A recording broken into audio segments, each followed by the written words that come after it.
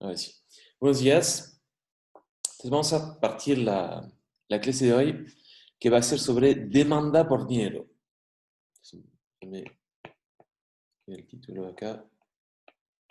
Demanda por... Ups. Por dinero.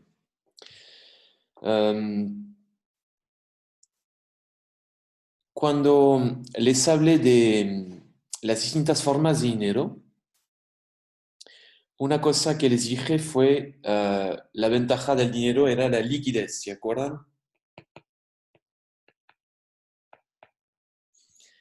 ¿Alguien, ¿alguien quiere recordar lo que era la liquidez? Recuerdo que ustedes sabían muy bien, pero como para romper el hielo un poco acá, a las 8:30 de la mañana,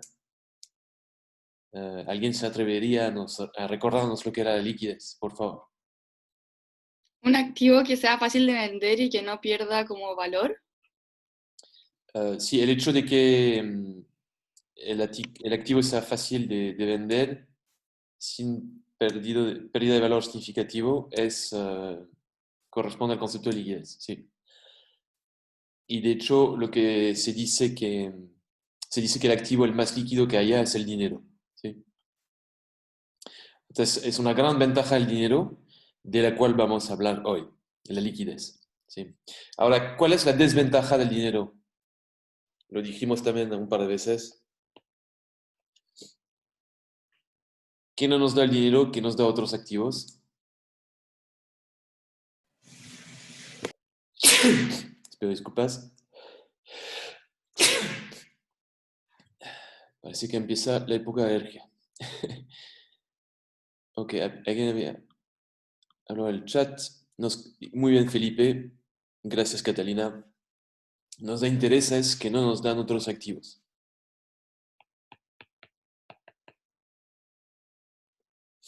¿Ok?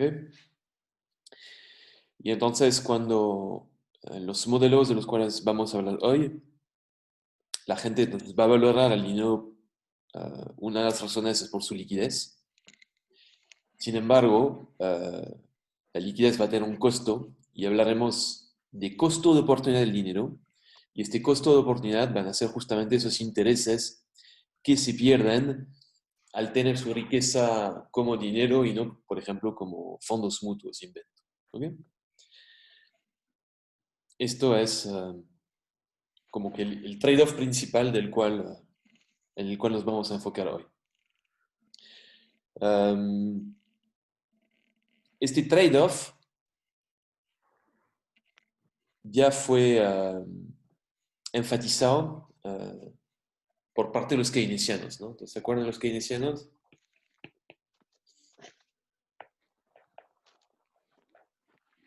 Los keynesianos eran esos economistas que creen en la rigidez de precios, ¿ah? Y entonces que, según ellos, cualquier política monetaria, si es que los precios son rígidos y la velocidad constante del dinero, y la velocidad de circulación del dinero constante, esto debería generar un aumento en el output, ¿sí? ¿Se acuerdan? Era en estos. Entonces, desde temprano, los keynesianos hablaron de este trade-off, ¿eh? Y uno puede pensar en una demanda por dinero básica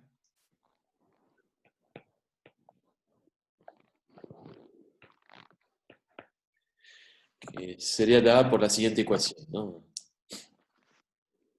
Esta demanda recoge eh, varios de los términos de los cuales hemos hablado ahí más arriba.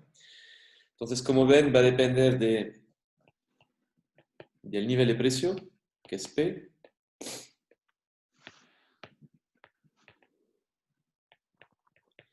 Y va a ser el PIB real.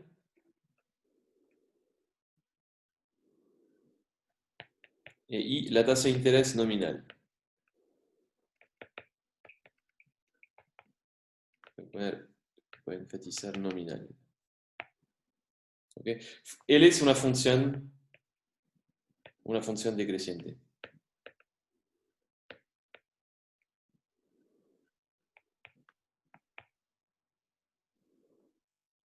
¿Ok? Entonces, ¿qué ven acá en esas ecuaciones?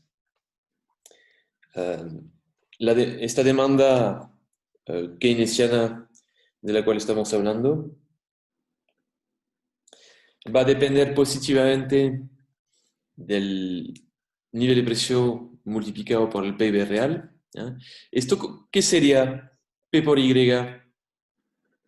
Ya sé que P es el nivel de precio, Y el PIB real, pero cuando multiplico P por Y, ¿qué puedo obtener? Exactamente, María Fernanda, el PIB nominal, efectivamente.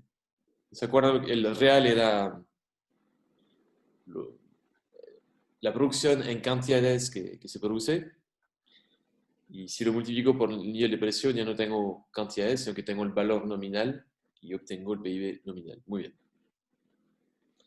Ok, entonces la demanda por dinero va a depender positivamente del PIB nominal, ¿ah? Según esta demanda keynesiana, y negativamente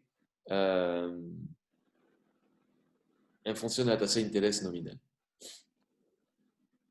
Ahora, esta función de dinero que les presento acá no es una función de demanda que se le llama microfundada, ¿no? Entonces, no está microfundada. Se puede poner acá entre...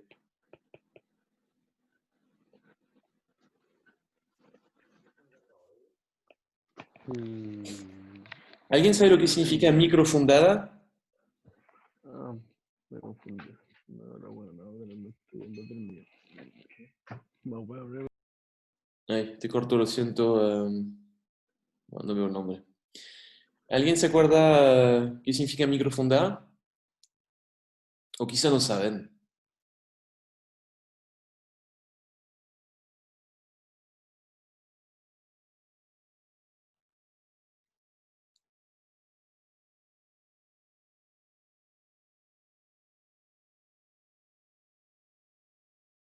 Ok. Muy bien, Felipe. Efectivamente, entonces, microfundada en cierta medida significa que esta función de dinero, esa función de demanda, perdón, por dinero, em, la manera de cómo llegamos a esta demanda es vía un proceso riguroso de maximización asumiendo un agente racional. ¿Ok? Eh, Acá no es el caso. No dije cómo obtener esta función de demanda. Tenemos un caso de una función que se le dice ad hoc, creo que con una o dos Ds, creo que es quizá con una, perdón, porque es latín. Es decir, que en cierta medida esta demanda nos la sacamos de la manga. ¿Ok? La postulamos, eh, decimos es así, pero no mostramos vía un proceso de maximización riguroso que llegamos a esta demanda. ¿Ok? Uh, este tipo de metodología difiere bastante de lo que vieron en micro, ¿no? ¿Se acuerdan? En micro tenían el típico agente consumidor, ¿no? Que quería consumir manzanas y peras, y bueno, tenía que maximizar su utilidad sujeto a una restricción presupuestaria, y entonces esas decisiones, cuando uno las analiza, al final obtiene una demanda por pera y otra por manzana. ¿Ok? Uno podría imaginar hacer lo mismo con un agente que demanda, por ejemplo, dinero y otros activos, ¿ya? Maximiza su utilidad y al final del día llega a una demanda. ¿Ok? No hemos hecho esto acá, efectivamente no. El procedimiento no ha sido microfundado, ¿no? Sino que postulamos esta función de demanda. ¿Ok?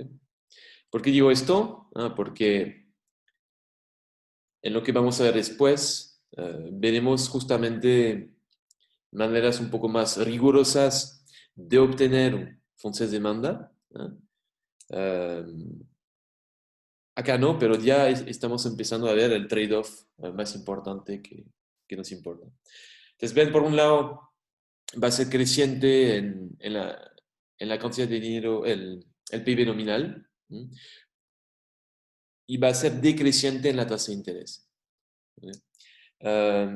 Veamos el primer término, que es el PIB nominal. ¿Alguien tiene alguna idea de por qué esta demanda podría ser creciente en el PIB nominal? Recordando alguna función del dinero que vimos hace unas clases.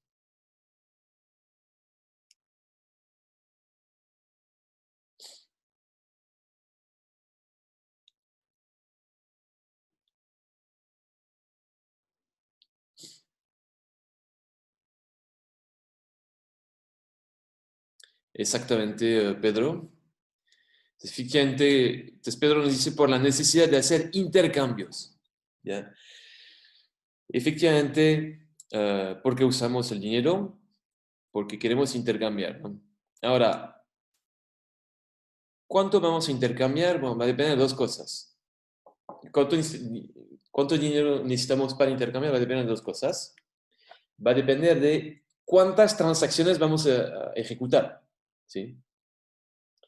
Y para saber cuántas transacciones vamos a ejecutar, acá el nivel del PIB real es un buen indicador. Efectivamente, este PIB, la idea es que se produce para ser vendido, ¿no? Entonces, en el momento en que se vende, el agente que recibe los bienes, típicamente, entrega dinero a la persona que vende esos bienes, ¿no? Entonces, el nivel del PIB nos debe ser un indicador bastante cercano a cuántas transacciones se están haciendo en la economía. ¿Bien? Primera cosa. Ahora, cuando uno intercambia, uno no va a... Cuando uno intercambia, uno no va a intercambiar bienes por bienes, ¿no? Va a intercambiar bienes por dinero. ¿Ok? Y si, por ejemplo, van a comprar pan, el pan, si supongamos que compran pan por 1.000 pesos, efectivamente, aunque compren una barra de pan, invento, ¿eh? Tienen que entregar 1.000 pesos, ¿sí? Y en ese sentido, el nivel de precio, que es el primer término, que es como el indicador de cuánto cuestan los bienes, ¿no? Nos va a decir cuánto dinero necesitamos para llevar a cabo esas transacciones. ¿Ok? Entonces tenemos que Y es cuántos bienes intercambiamos, P, cuánto vale cada uno de esos bienes, y multiplicando P por Y, esto nos debería dar cuánto dinero necesitamos para pagar. ¿Sí? Se habla de la función de las tres funciones de dinero de las cuales hablamos hace unas clases. ¿Cómo se llama la función que nos interesa acá?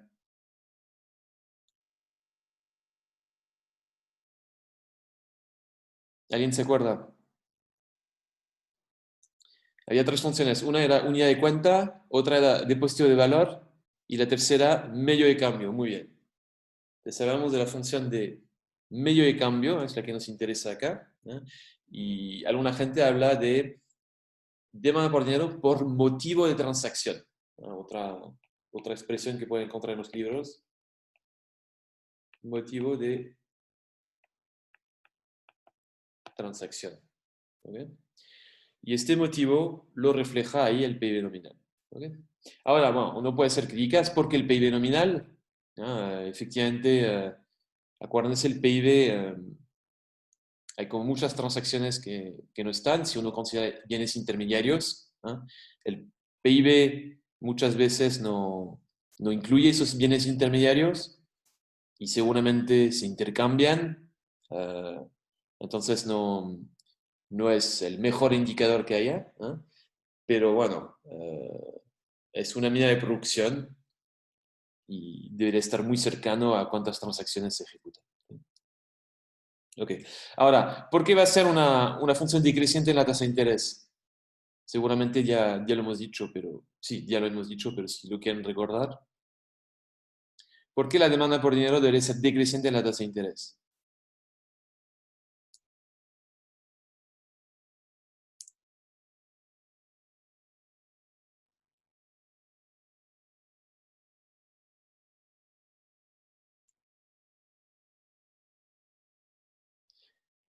Bueno, sí, Pedro, pero ¿cuál es? Si pueden entrar. Entonces, Pedro dice, la tasa mide el precio del dinero, sí.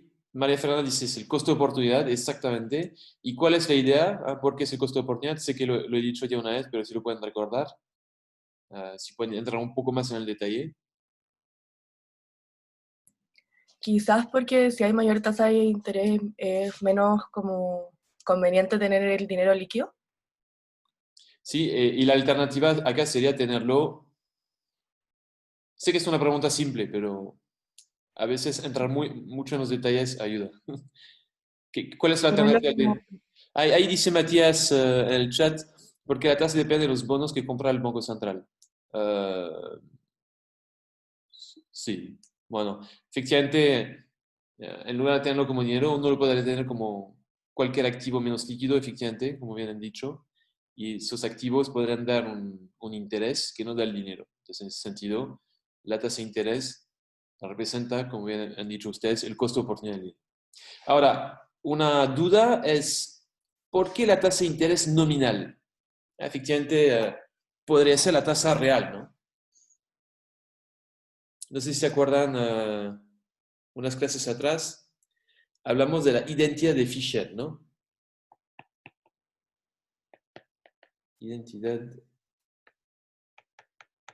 de Fisher, que nos decía,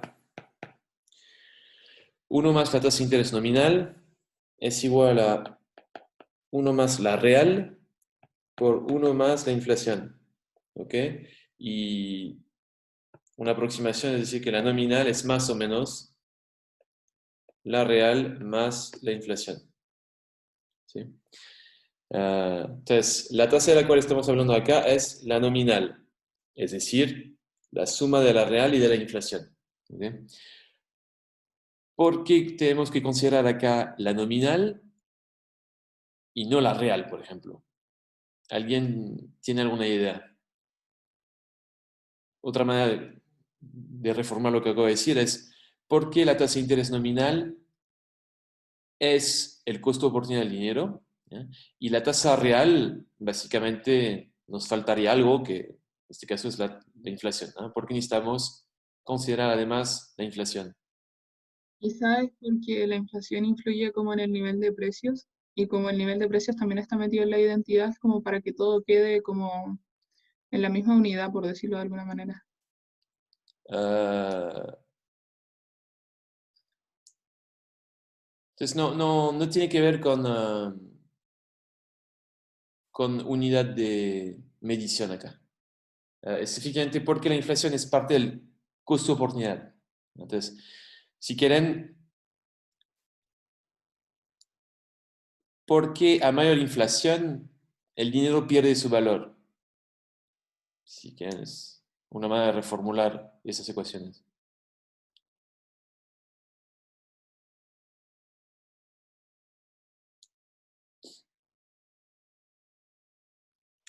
Entonces, supongamos que, un ejemplo, un pan son 1.000 pesos, ¿ok?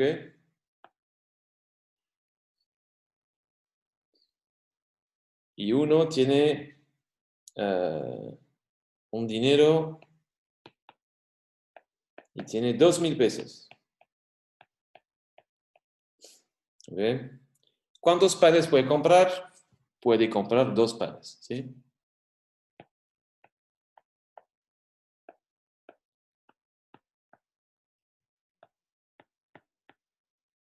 Dos panes. ¿Ok? Situación número uno. Ahora, supongamos que hay inflación y un pan no vale 1.000 pesos, sino que hay un 10% de inflación. El pan va a valer 1.100 pesos.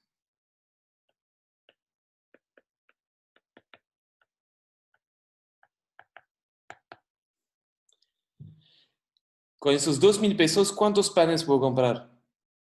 Ya no puedo comprar los panes. ¿Cuántos panes puedo comprar?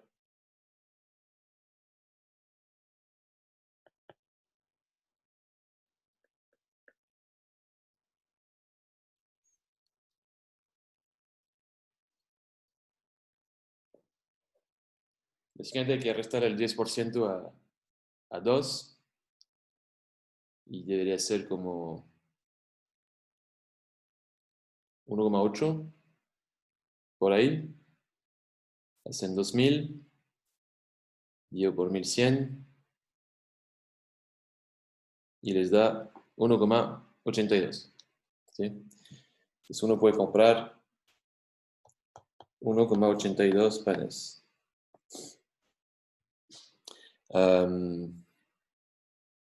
¿Ok? Es el hecho de que hayan subido los precios, con una misma cantidad de dinero, vamos a tener un poder adquisitivo reducido. ¿Ok? Entonces, en la cabeza de la gente se anticipa que entre hoy y mañana van a subir los precios. ¿Le conviene tener dinero? No, por dos razones. Primero, como suben los precios, su dinero va a perder valor entre hoy y mañana. Entonces, en lugar de perder este valor, quizá querría poner su dinero en un activo que le da intereses nominales, de manera a cubrirse contra el efecto de la inflación. Y segundo, bueno, además de la depreciación por la inflación, también pierde valor por el hecho de que otros activos también rinden intereses incluso en términos reales. ¿Ok? Entonces, en ese sentido, el costo de oportunidad del dinero no tiene que ser la tasa real, estaremos perdiendo otro término, sino que tiene que ser la tasa nominal, la que incluye la real más la inflación. ¿Ok? Entonces, esto es el trade-off que nos dan los keynesianos. ¿Ok? Y por un lado, queremos dinero para ejecutar transacciones, ¿no? Por eso interviene el PIB nominal. Pero por otro lado, sabemos que estamos haciendo una pérdida teniendo dinero, entonces nos da esta liquidez que nos ayuda a hacer transacciones. Pero perdemos esos intereses que nos habrían dado otros activos. ¿Ok? Ya. ¿Alguna pregunta sobre esta demanda por dinero keynesiana?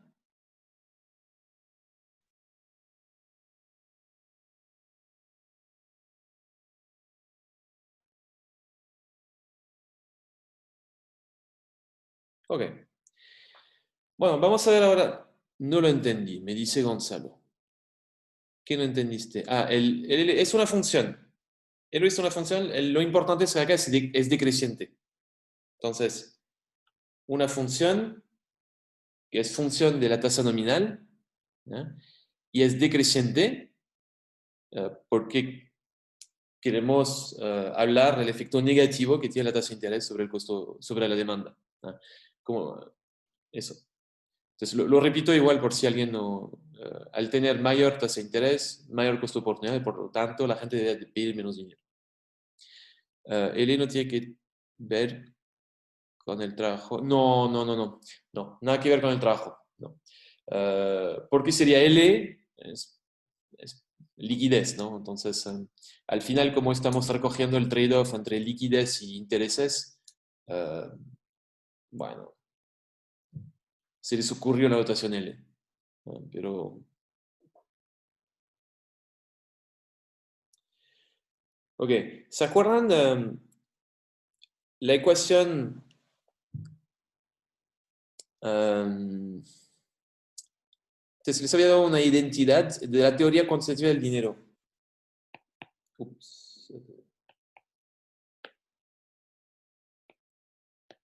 Teoría cuantitativa del dinero. Esta ecuación que nos daba m multiplicado por b igual a p por y. ¿Ok? A la izquierda está cuánto dinero se usa para ejecutar transacciones. Efectivamente es cuánto dinero hay V es la velocidad de circulación del dinero, es decir, cuántas veces usamos un mismo billete en promedio. Esto es a la izquierda. Y a la derecha tenemos el nivel del PIB nominal, cuántas transacciones se ejecutan en la economía. ¿Okay? Les había hablado de esta identidad en la primera clase. Como ven, esta identidad, fíjense, tiene muchos términos en común con esta ecuación de acá. Efectivamente, tenemos al final dinero, M a la izquierda, incluso si es demanda es M. Tenemos P por Y a la derecha. Si pasáramos L al otro lado,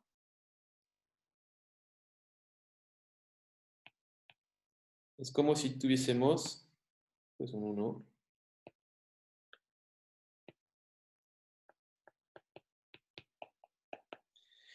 Es como si tuviésemos que la velocidad de circulación del dinero está relacionada con la tasa de interés.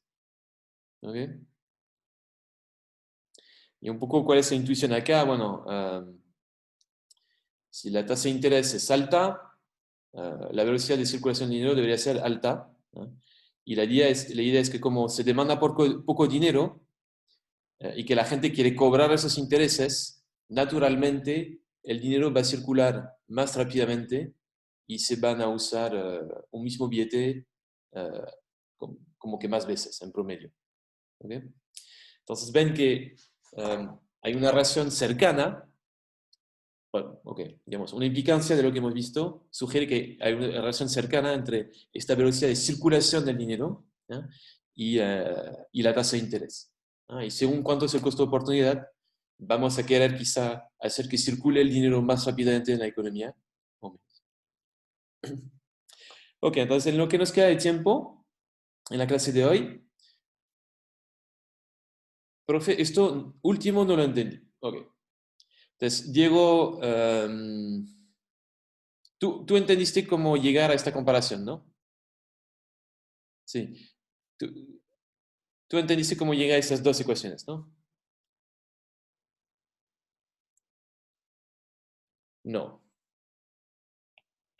Esta primera me la inventé. Bueno, no me la inventé yo, se la inventó otra gente. La di en su primera clase. ah, ¿No te acuerdas de ella?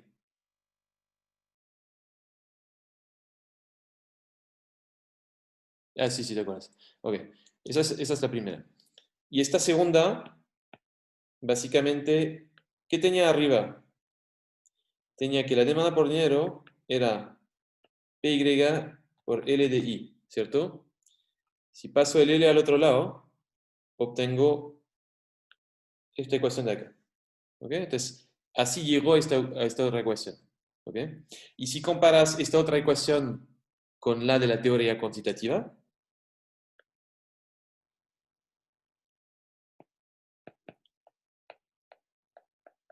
tú ves que es como si tú pudieses reescribir la velocidad de circulación como 1 partido por L.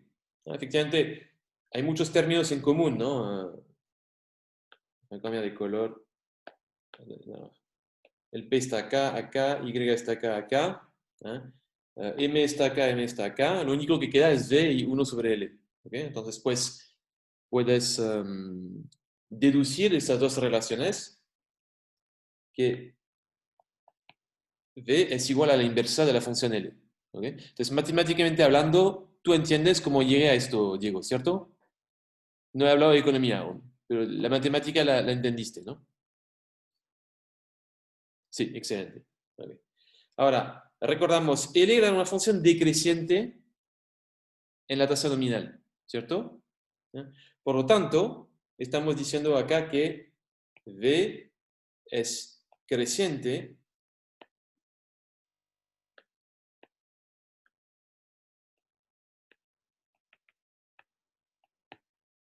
estamos diciendo que V es creciente en I.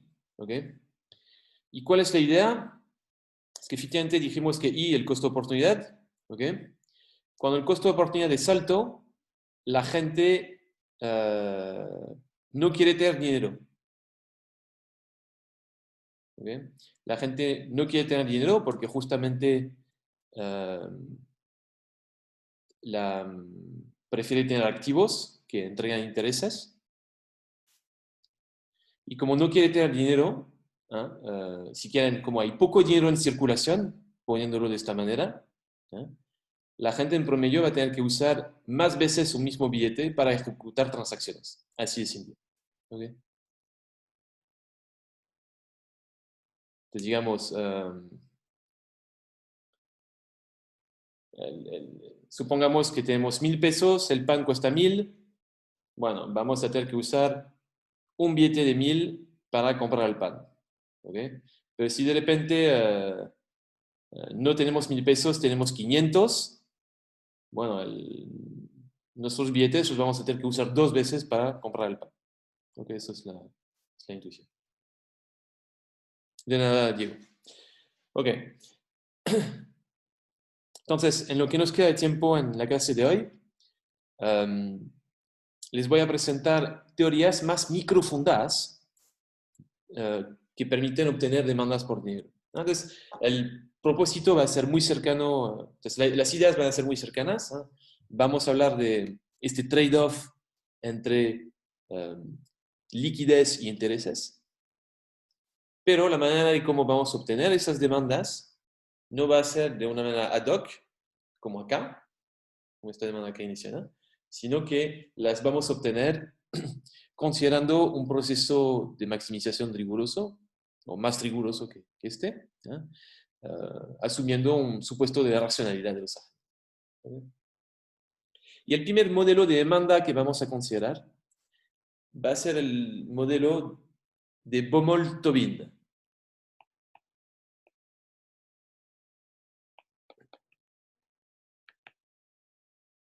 ¿Ok? Entonces, Baumol y Tobin son los dos economistas que llegaron a las ideas que están en la esencia de este modelo. Quizá escucharon hablar de Baumol, quizá escucharon más hablar de Tobin. ¿Les suena Tobin?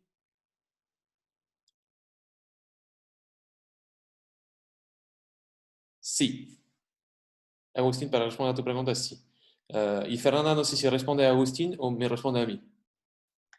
Y la pregunta era si les sonaba Tobin.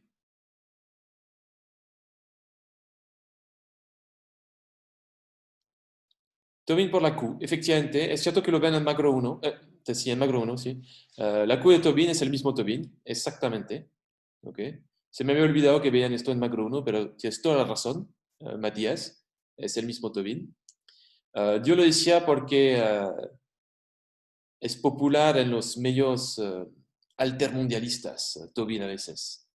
Entonces, siempre sé que tengo un alumno en la clase que odia los mercados y... Bueno, estoy exagerando. Pero digamos, ¿por qué escucharon hablar de la Tobin Tax? ¿Les suena la Tobin Tax?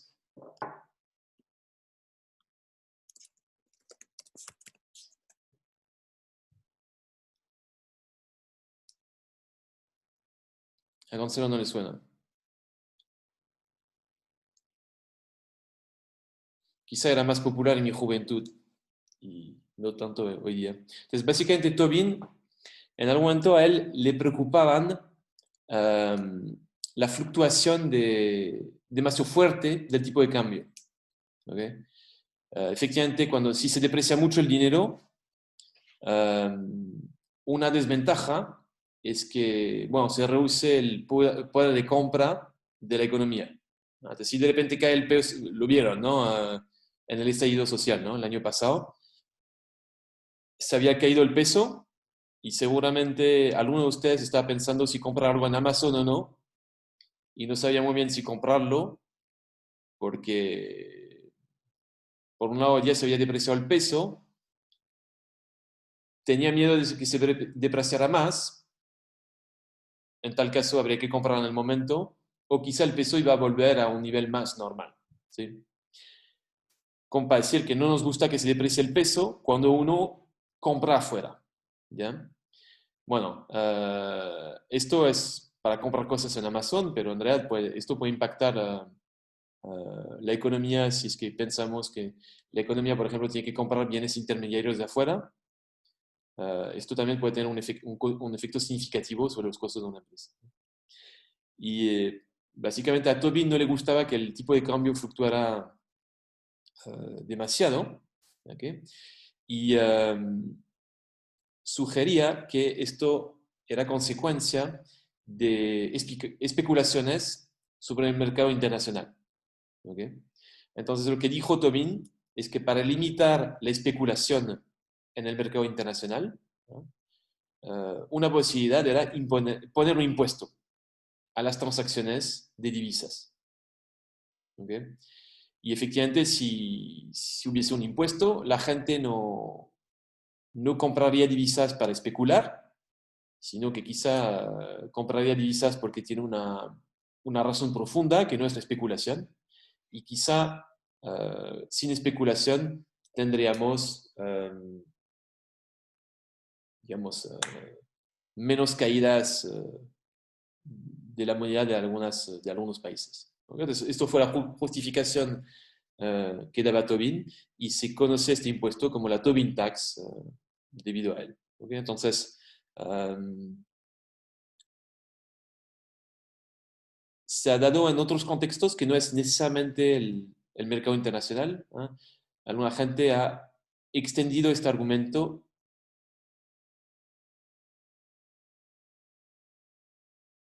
ahora vuelvo, Camila.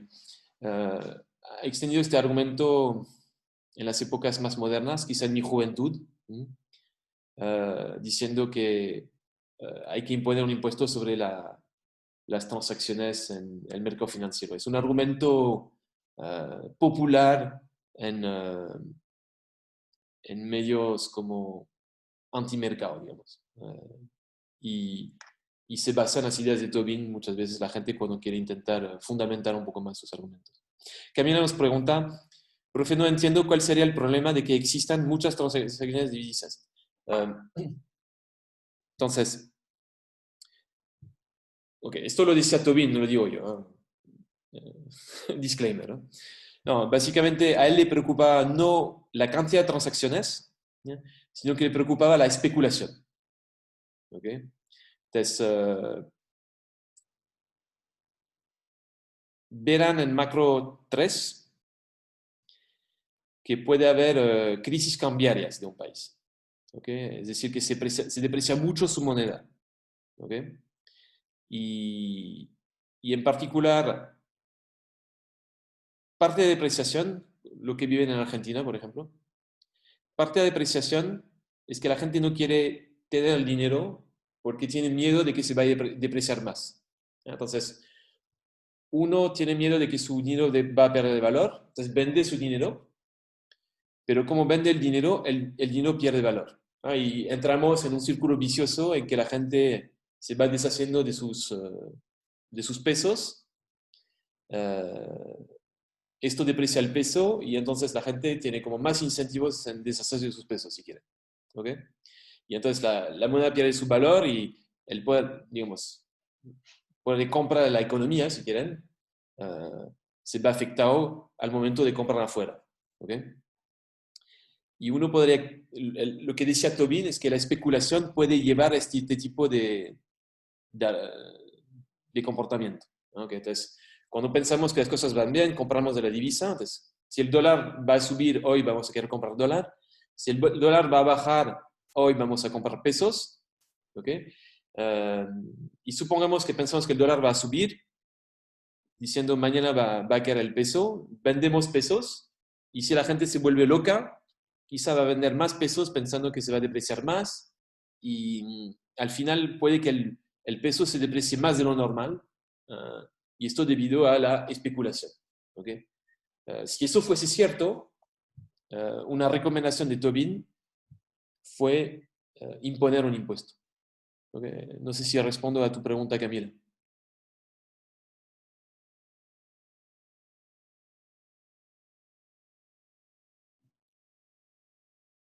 Excelente. Bueno, entonces no nos alarguemos más.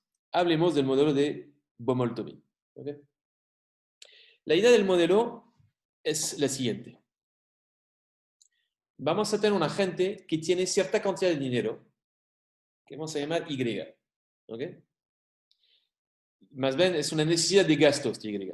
Entonces la gente tiene esos Y y los va a gastar. Pero tiene la alternativa de otro activo que le da intereses. Entonces, existe un activo que da un interés nominal, interés I, ¿ok? Da intereses I, y tiene dinero que necesita para hacer sus gastos. ¿Ok? Y la gente tiene que decidir, dentro de un intervalo de tiempo, cuántas veces ir a retirar plata.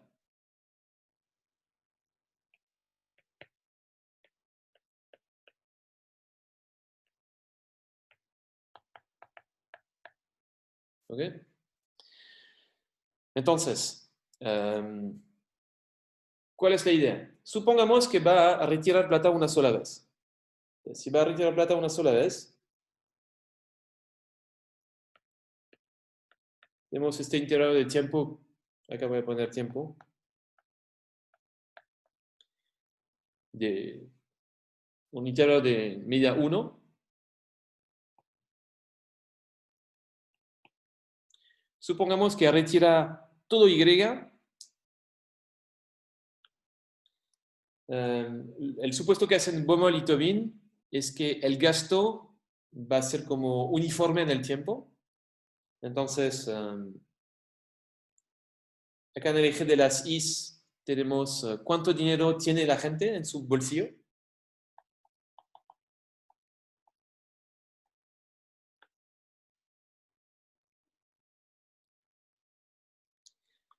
Entonces, a medida que va gastando, poco a poco, la gente va a tener cada vez menos dinero. Hasta llegar al final del periodo 1,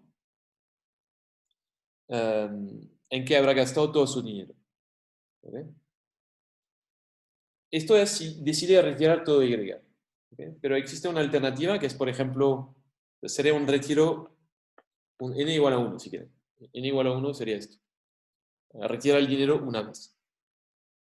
Ahora puede decidir el agente retira el dinero 2 veces.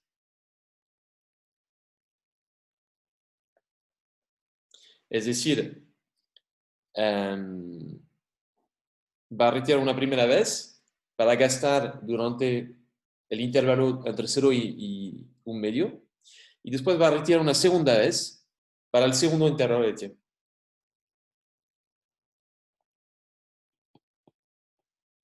¿Cuánto va a retirar cada vez? Va a retirar la mitad. I sobre 2. Entonces, ¿cómo va a operar el gasto? Así.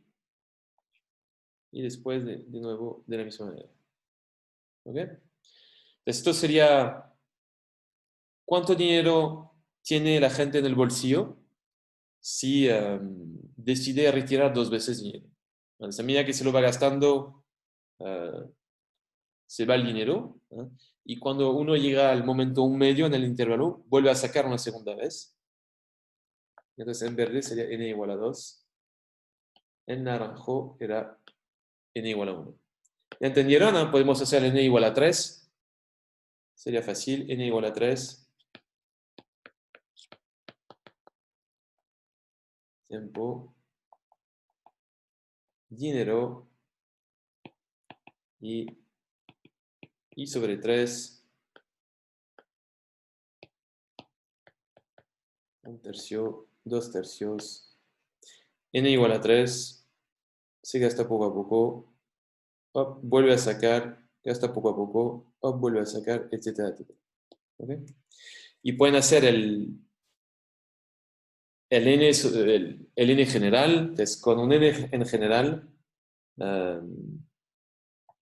tendré que sacar i sobre n. ¿Okay? Lo que consideran Baumol y Tobin para calcular cuántos intereses pierde la gente es que van a considerar cuánto dinero tienen en promedio en el bolsillo. con n igual a 1, ¿cuánto va a tener el agente de dinero en el bolsillo en promedio? Entonces ven que si considera la curva naranja a veces tiene más. Por ejemplo, si recién sacó, va a tener Y. Al final del periodo no va a tener nada. Si hacemos el promedio sobre todo el intervalo, ¿cuánto sería? ¿Alguien sabe? ¿Alguien está hablando? ¿O no es intencional? Hay un ruido acá, no sé quién está haciendo el ruido.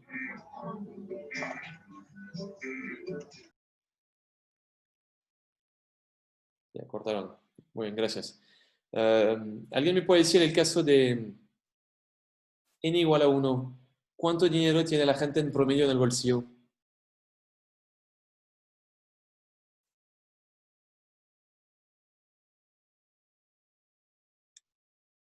¿Alguien tiene alguna idea? Pregunto porque se puede ver a ojo. Eso también. María dice 0. Okay. Ok, voy a repetir la pregunta, seguramente está mal formulada. Entonces, y voy a volver a hacer el gráfico. Acá.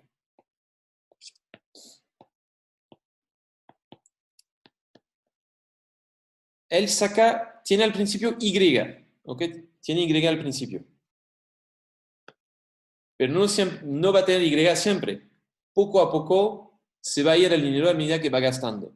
¿Ya? Entonces, acá tenemos una recta que va de Y a 1, ¿ok? Y sobre todo este intervalo que les pongo acá, mi pregunta es, ¿cuánto tiene en promedio?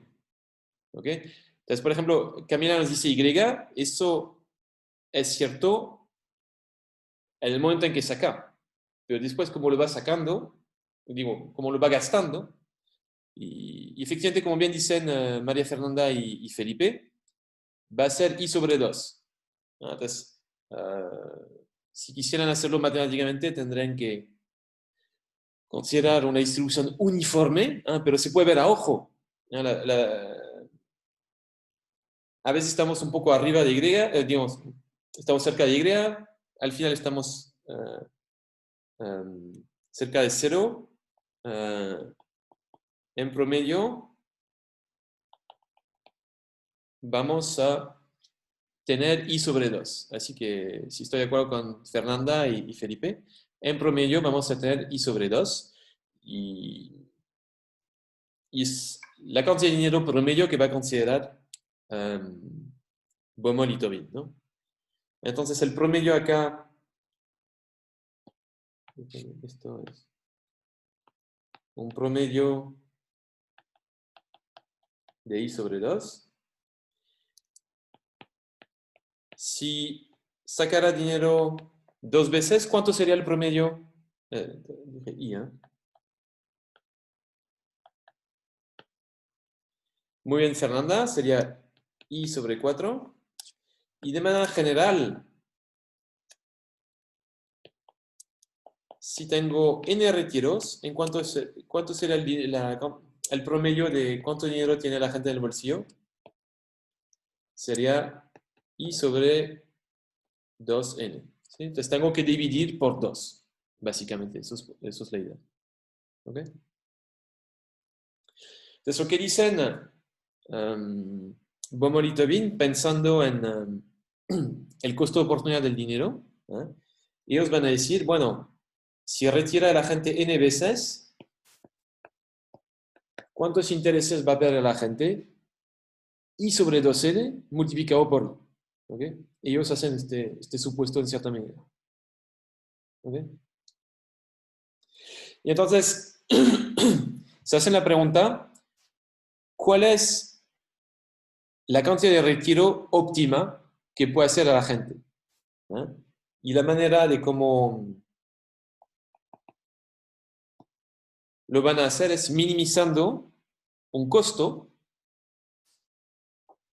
y este costo, un segundo,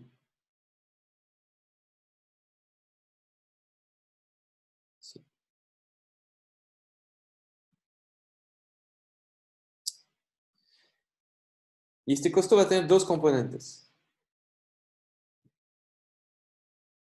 Primero, vamos a tener un primer componente que van a ser los intereses que pierde la gente por tener dinero.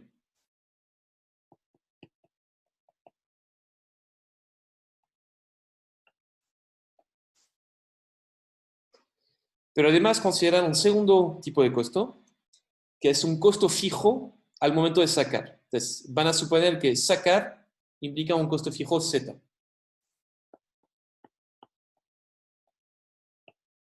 Costo fijo del retiro. ¿Ok?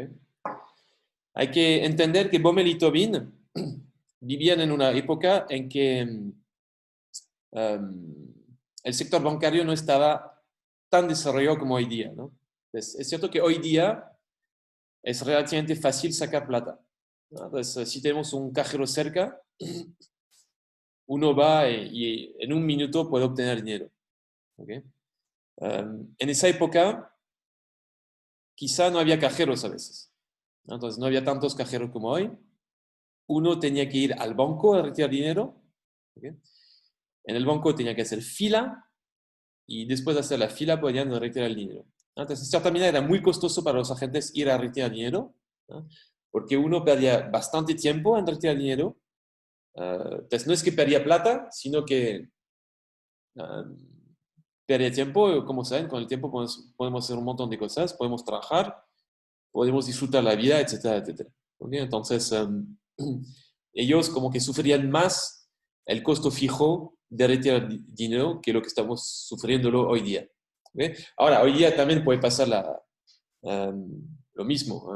Por ejemplo, en mi barrio, para ir al cajero, tengo que ir caminando 15 minutos. Pero tengo una alternativa que es pagar con tarjeta.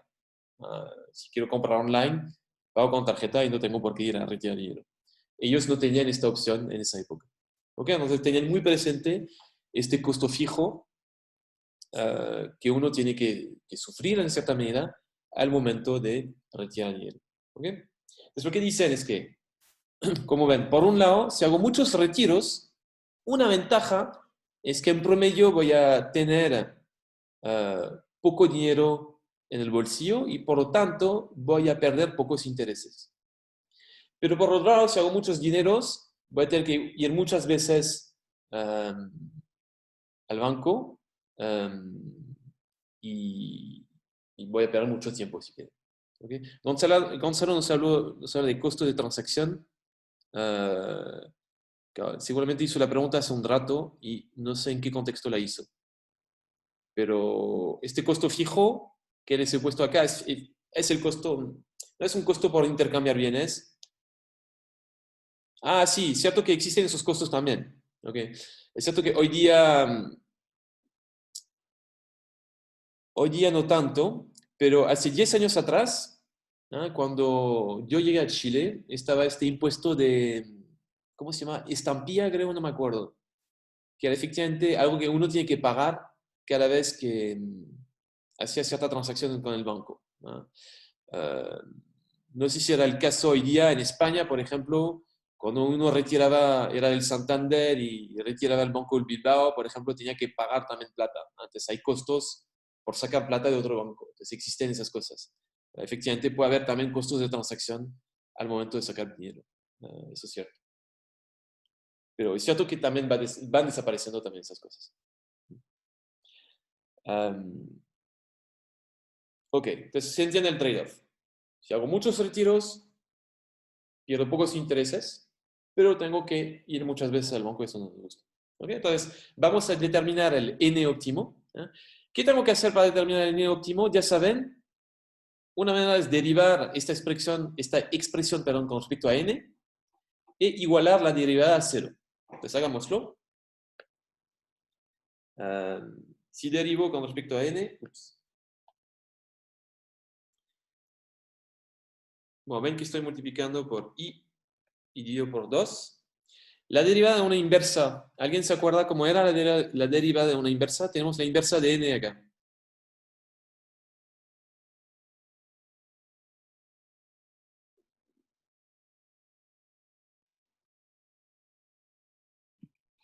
Con negativo y después va al cuadrado abajo. Muy bien, gracias. ¿Quién fue? Fue Laura, ¿puede ser? Sí. Muy bien, Laura, gracias. Esto sería la derivada del primer término. Y después z por n es lineal, es fácil. Esta derivada, ¿cuánto nos va a dar? Sí, muy bien, Agustín también. La derivada de z por n con respecto a n va a ser nada más que z. Muy bien. ¿Ok? Entonces, igualo esto a 0. Entonces, podemos obtener el n óptimo. Tengo que, por ejemplo, puedo pasar el primer término a la derecha. Voy a obtener z igual a II2, 1 sobre n al cuadrado. Puedo después poner n al cuadrado acá. ¿Ya? Y entonces, el n óptimo, si quieren, le voy a poner una estrella. Va a ser nada más que esta expresión. Falta Z. Sí, gracias. Me da cuenta que había algo que no veía. Entonces voy a poner z acá abajo. Gracias. Fue Laura otra vez, me imagino. Si reconocí la voz. Siguiente, falta z, gracias. Y voy a obtener la siguiente expresión. ¿Ok? Esto sería exactamente Mirko, por supuesto. Si no hay ningún costo en sacar plata, nunca vamos a tener dinero. Sería óptimo sacar plata siempre que estemos gastando. ¿Sí? Pero está este costo fijo. Ok, entonces como ven, la cantidad de retiros va a depender positivamente de la tasa de interés. ¿Es fácil de entender cuál es la intuición? ¿Por qué vamos a querer retirar más dinero cuando más alta es la tasa de interés?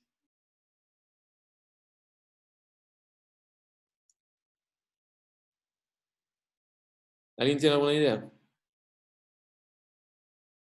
Lo que estoy diciendo acá es que la I latina que tenemos acá influye positivamente exactamente a Agustín y Gonzalo. Muy bien. Es para evitar perder tantos intereses. Entonces vamos a sacar más veces. Exactamente. Muy bien. Dejamos plata adentro con intereses. Por otro lado, ven que va a ser decreciente en el costo fijo. ¿No? Porque efectivamente, si cada vez que tenemos que ir a sacar tenemos que pagar Z, vamos a sacar menos veces. ¿Okay? Ahora, lo que nos interesa no es el N óptimo, sino que es la demanda por dinero. ¿Okay? ¿Qué habíamos dicho? Que en promedio el dinero tenía la gente, lo tenía escrito ahí, tenía I partido por 2N. ¿Sí? Entonces podemos elaborar una demanda por dinero, que sería nada más que reemplazar el N en este término. ¿Okay? Hay una pregunta, perdón. Profe, esta plata la estamos sacando como desde un depósito, por ejemplo. Sí, por ejemplo. Podría ser la idea. Pero es un depósito que da intereses. Es lo importante acá. ¿Ok, Felipe? Porque si no tuviese un costo de oportunidad, también no dejaría la plata ahí. ¿Para qué voy a dejar la plata si tengo que pagar Z cada vez que voy a retirar? Mejor hago un retiro. ¿Okay? Entonces, en promedio hemos dicho que la gente tiene I partido por 2L. Entonces, podemos calcular la demanda por dinero reemplazando ahí. Entonces, voy a escribir MD como demanda por dinero. Y nos va a dar entonces Y partido por 2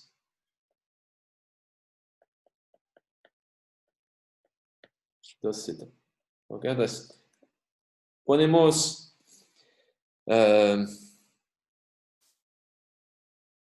digamos, simplificar un poco esta expresión, juntar, hay dos términos que son 2, hay dos términos que son Y. Entonces, por ejemplo, Y partido por raíz de Y, ¿eso cuánto nos daría? Si divido Y por raíz de Y, me queda raíz de Y, muy bien. Entonces, raíz de Y. Lo mismo si divido 2 por raíz de 2, me va a quedar raíz de 2. Y entonces me queda adentro raíz de I partido por Z. ¿Ok? Todas esas raíces las puedo poner juntas. Entonces, acuérdense la raíz como si fuese potencia un medio, ¿no? Entonces, puedo poner todo dentro del mismo paréntesis.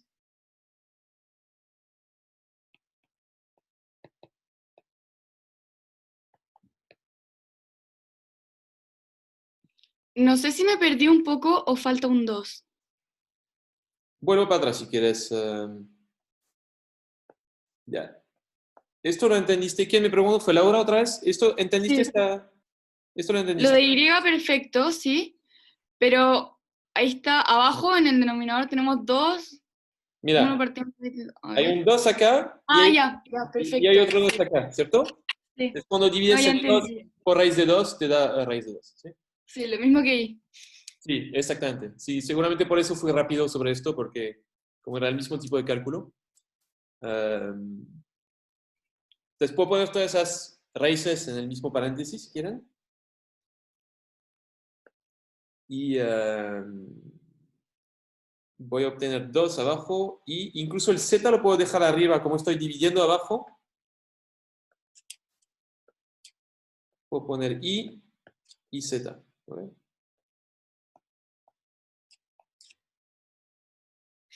Ok. Lo que hace alguna gente, a partir de esta demanda, es suponer que y y z son términos nominales. Entonces podremos decir que y en realidad es un PIB real, si quieren, multiplicado por el nivel de precio. Y z, digamos que es un mayúscula que podría ser un z chico, no sé cómo es. Voy a poner un z chico. Ay, z chico multiplicado por el nivel de precio. ¿Ya? Si hago esos supuestos, puedo obtener una demanda en la que el precio va a aparecer 2 veces. Vamos a tener el precio al cuadrado. ¿Ya? Pero como estamos tomando la raíz de ello, la raíz de algo al cuadrado me va a quedar como P. Y multiplicado por I chico, Z chico, partido por 2.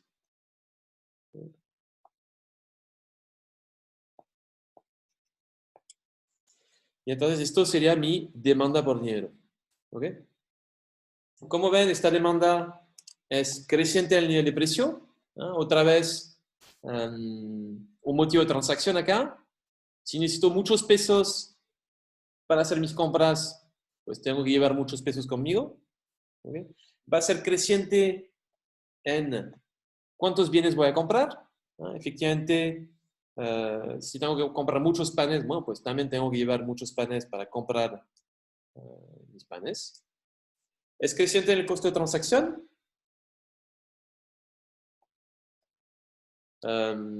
Efectivamente, si es alto el costo de transacción, no quiero hacer retiros, por lo tanto voy a tener menos dinero en promedio. Diego nos pregunta, profe, ¿puede explicar de nuevo lo de la I chica y eso? ¿No? Simplemente digo, esta I mayúscula que está acá adentro, esta I mayúscula y este Z mayúscula, ¿no? He hecho el supuesto que eran términos nominales. ¿Ok? Entonces estoy reemplazando los términos nominales por su relación con el término real. Por ejemplo, acá el PIB nominal, estoy diciendo que es el PIB real multiplicado por el nivel de precio. Y hago lo mismo con Z.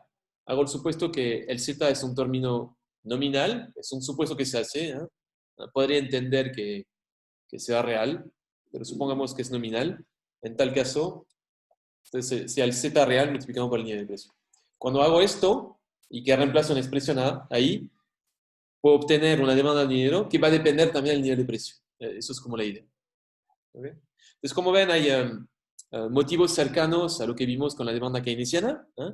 La diferencia es que la elasticidad con respecto a Y es distinta. Si vuelvo para arriba, ¿okay? Cuando tenía la demanda keynesiana, que era esta, la elasticidad con respecto a Y era 1. Ahí vamos a tener una elasticidad distinta. Como ven, ya no es 1, su elasticidad va a ser un medio, como tenemos la raíz. La raíz como eleva la potencia a un medio. Entonces la elasticidad con respecto a Y, el Y real va a ser un medio. Agustín nos pregunta, ¿por qué la demanda por dinero es creciente en Z? Acuérdense que Z era el costo fijo cada vez que uno va a retirar. Si retiras mucho dinero, vas a tener que pagar muchos Zetas. ¿Ok? Y entonces, no te gusta retirar plata. ¿Ok? Entonces, ¿qué vas a hacer? Vas a retirar pocas veces, pero mucha plata. Y vas a andar con mucha plata en el bolsillo en promedio. Si es que, entonces, claro, a mayor costo fijo de retiro, prefieres retirar pocas bases y andar con mucha plata. Y por fin vemos que el costo de oportunidad de la tasa de interés nominal también va a influir negativamente como teníamos ahí arriba. Y bueno, es como si la función L, de la cual habíamos hablado, es como si acá el L de I fuese 1 sobre 2i en cierta medida. ¿Okay? O multiplicado por z, lo que quieran. ¿Okay? Ok, bueno, esto es entonces el modelo de Baumol-Tobin. Al final del día, este modelo, hablamos de los mismos conceptos de los cuales hablamos en la clase, al principio de la clase. El trade-off entre liquidez e intereses. Pero a diferencia de la demanda que vimos, que llamé keynesiana, esta la obtuvimos basándonos en un procedimiento microfundado. ¿Okay? Entonces, tenemos a gente racional que, por razones bien precisas, está demandando este dinero. ¿Okay? La clase la voy a acabar acá. Si no tienen preguntas, pues no voy a hablar más. Hagamos un repaso que hemos visto hoy. Hemos empezado a hablar de demanda por dinero. ¿Okay? Y el gran tema es el trade-off entre intereses y liquidez. ¿Okay? Vimos dos enfoques de demanda. Un enfoque ad hoc, que era la demanda keynesiana por dinero, en la que supusimos que el PIB nominal afectaba a la demanda, entonces había un motivo de transacción detrás de la demanda por dinero. Y la tasa de interés nominal también afectaba a la demanda negativamente, porque la tasa de interés era el costo de oportunidad, es decir, que una alternativa a tener dinero es tener activos, y estos si entregan un interés I, deberán influenciar en cuánto dinero tenemos en el bolsillo. Después vimos el modelo de Baumol y Tobin, que era un modelo microfundado esta vez, y obtuvimos resultados similares.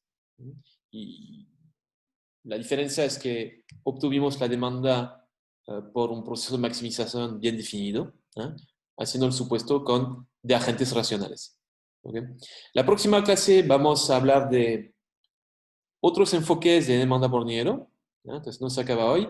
Esto hablaremos de ello el jueves. Sí, el jueves. Hoy estamos en martes. En 2 días hablaremos de esto. Así que si no tienen preguntas, voy a dejar la clase acá. Muchas gracias. Que tengan un lindo día. Nos vemos el